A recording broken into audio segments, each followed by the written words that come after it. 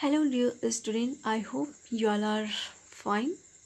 So we are discussing civics second chapter constitutional design, and in this chapter we have already discussed about the process of constitution making in South Africa, and we have discussed in Indian constitution what are the problems faced by the Indian Constituent Assembly during making the constitution, and we have discussed some important factors which helped in making our constitution.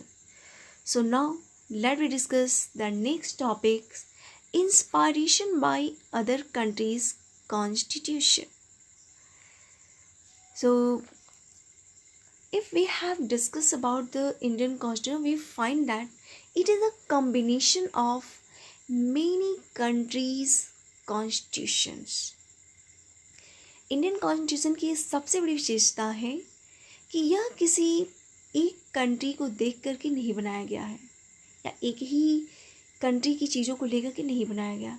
अलग अलग countries के constitution को read किया गया, उनमें से Indian situation को जो चीज़ें अच्छी थी, इंडिया की डाइवर्सिटी को एकोमोडेट करने वाली जो चीज़ें थी, इंडिया को एक बेहतर फ्यूचर देने की बात कही रही थी, उन चीज़ों को क्या किया गया, वहाँ से लिया गया, ज़रूरत के अकॉर्डिंग उनको मॉडिफाई किया गया और उसी अपने कॉन्स्टिट्यूशन का पार्ट बनाया गया था।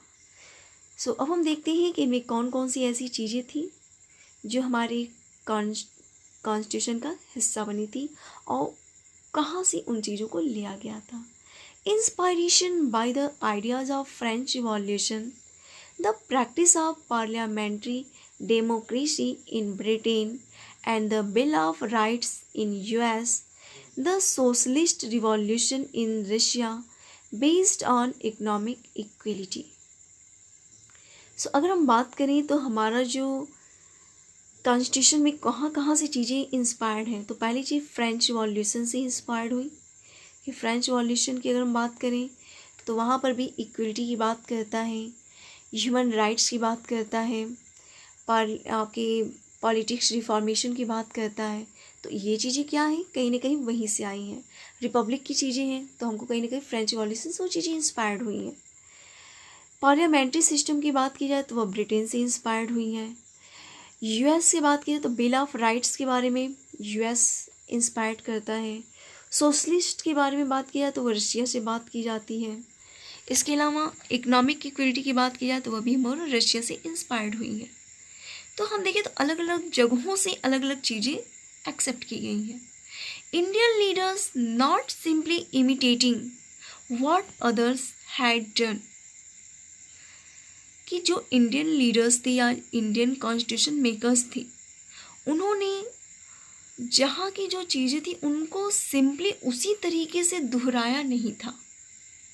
कहने का मतलब क्या है कि यूएस का पार्लियामेंट्री सिस्टम जैसा था ठीक वैसे ही उसकी कॉपी नहीं की गई, उसको इमिटेट नहीं किया गया हमारे कॉन्स्टिट्यूशन में, उसमें रिफॉर्म किया गया, उसमें चेंजेस लाए गए, उसके बाद उसको इंडियन सिचुएशन को फॉलो करने के अकॉर्डिंग मॉडिफाई करके फिर उसको अपने पास या हमारे कॉन्स्टिट्यूशन में स्थान दिया गया। At each step they were questioning whether these things suited to our constitution, कि जब भी जो चीज़ इंस्पायर करती थी लोगों को, उस पर वो क्वेश्चन मार्क लगाते थे कि क्या ये वाकई हमारी इंडियन सिचुएशन को ये शूट करेगा, क्या वह हमें फ्यूचर में भी लोगों को गारंटीड कर रहा है, उनको सिक्योर कर रहा है।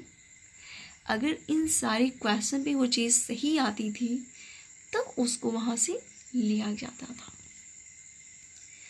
अब आते हैं formation of constituent assembly.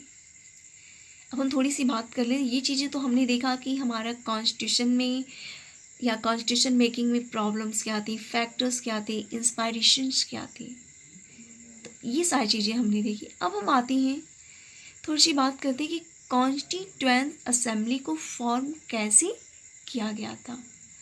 Who were the makers of Indian Constitution, कि हमारे जो इंडियन कॉन्स्टिट्यूशन के जो मेकर्स थे वो कैसे थे।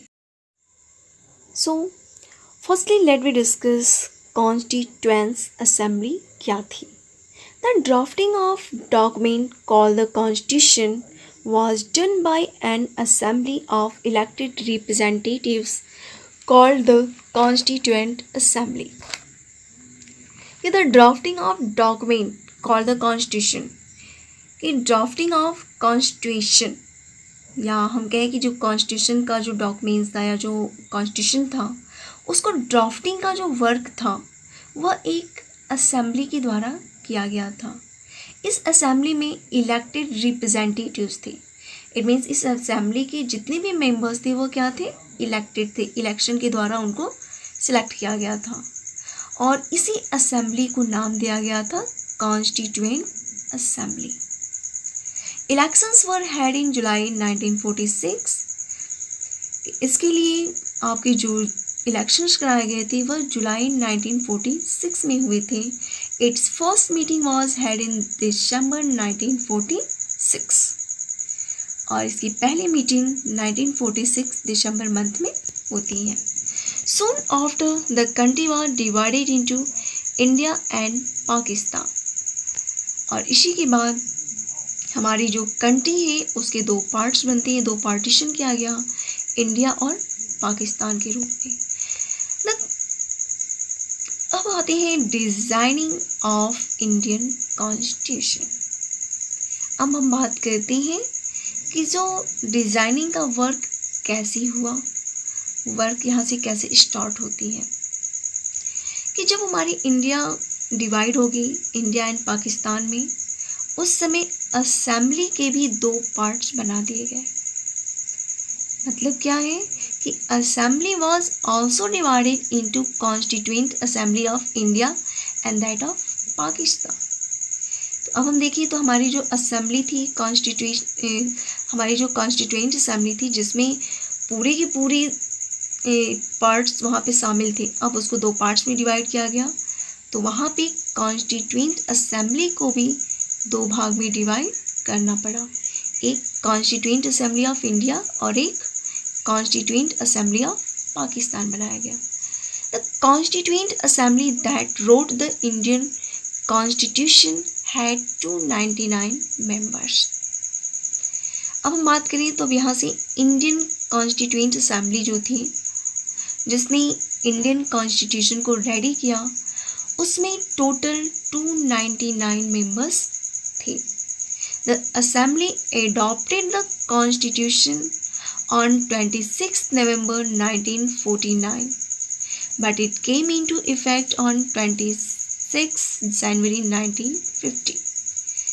अब यहाँ से हमको कुछ चीज़ें ध्यान में रखनी है कि अब इसने क्या किया, एक लंबा टाइम लेकर के कॉन्स्टिट्यूएंट असेंबली ने हमारा कॉन्स्टिट्यूशन रेडी किया, जिसको फाइनली 26 नवंबर 1949 को इस असेंबली के द्वारा कॉन्स्टिट्यूशन को एडॉप्ट किया गया, स्वीकार किया गया।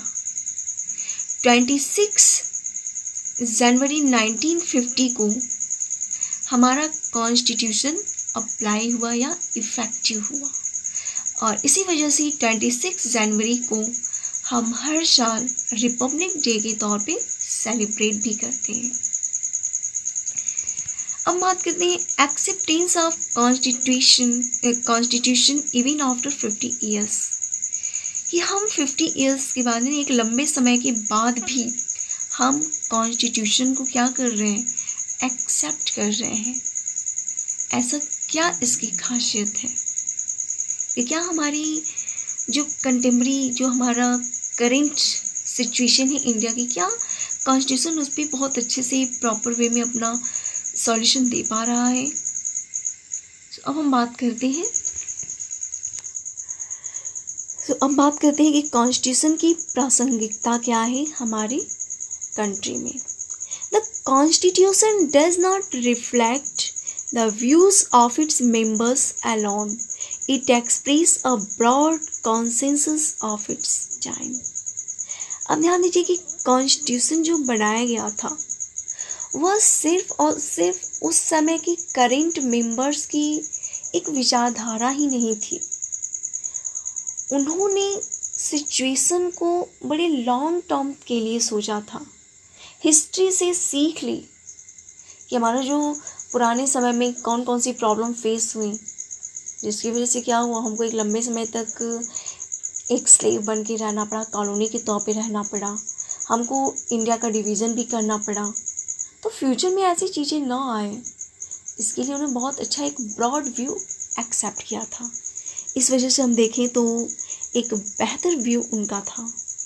Over the last half a century several groups have questioned some provisions of constitution, but no large social group or political party have ever questioned the legitimacy of the constitution itself.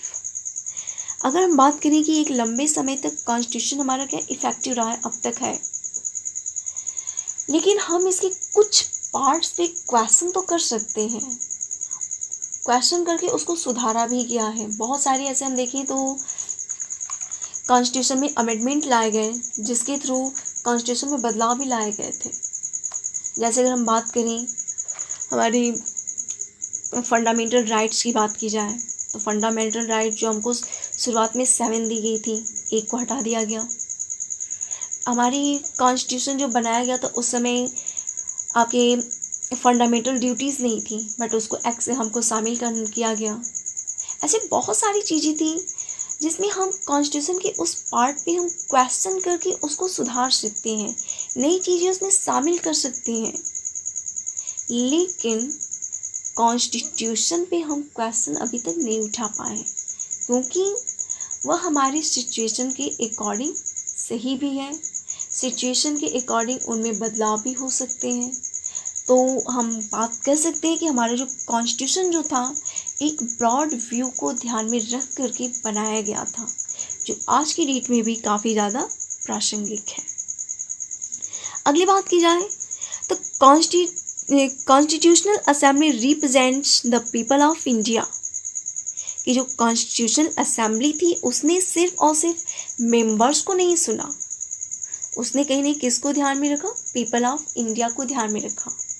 तो people of India को जब उन्होंने ध्यान में रखा होगा, so natural है कि यहाँ की डाइवर्सिटी को ध्यान में रखा होगा, डाइवर्सिटी के बेस पे होने वाली कॉन्फ्लिक्ट्स को ध्यान में रखा होगा, और उन सारी चीज़ों को शामिल करने की कोशिश हमारे संविधान में की गई है, हमारे कॉन्स्टिट्यूशन में डाली गई है। It was elected mainly by the members of the existing provincial legislature. This ensure a fair geographical share of members from all the regions of the country. दूसरी चीज़ हम बात करें कि जो हमारी कॉन्स्टिट्यूशनल असेंबली थी, अगर उसी की बात की जाए तो वहाँ से लगभग हमारी हर एक एरिया से मेंबर्स को सिलेक्ट किया गया था, तो वे अपनी अपनी बातें वहाँ पे रखने के लिए फ्री थे और अपने वेलफेयर्स के लिए, अपनी चीज़ों को कॉन्स्टिट्यूशन में लाने के लिए भी उसके लिए रिस्पॉन्सिबल थे। अगली बात की जाए, the assembly was dominated by the Indian National Congress, the party that led India's freedom struggle. लोग ये कहते हैं कि हमारी जो कॉन्स्टिट्यूशन है उसमें क्या है कि जो INC है, जो पॉलिटिकल पार्टी है इंडियन नेशनल कांग्रेस, उसका डोमिनेशन है कि सिर्फ और सिर्फ कांग्रेस ने जो कह दिया उसी को लोगों ने मान लिया। लेकिन अगर हम इसके आगे बात करें कि क्या ये वाकई सही बात है, but the Congress itself included a variety of political groups and opinions। तो इसमें हम देखें तो सिर्फ और सिर्फ INC शामिल तो थी, लेकिन खुद INC ने भी बहुत सारे पॉलिटिकल ग्रुप्स और उनके ओपिनियंस को यहाँ पर इंक्लूड किया था। The assembly represented members from different language groups, caste, classes, religious and occupations। कि असेंबली में जो मेंबर्स थे वे अलग अलग लैंग्वेजेस से बिलोंग करते थे, कास्ट से बिलोंग करते थे, अलग क्लास से थे, रिलीजियस, ऑक्यूपेशन, हर एक तरह से कहा जाए तो हर एक लोगों को शामिल करने की कोशिश इसमें की गई थी।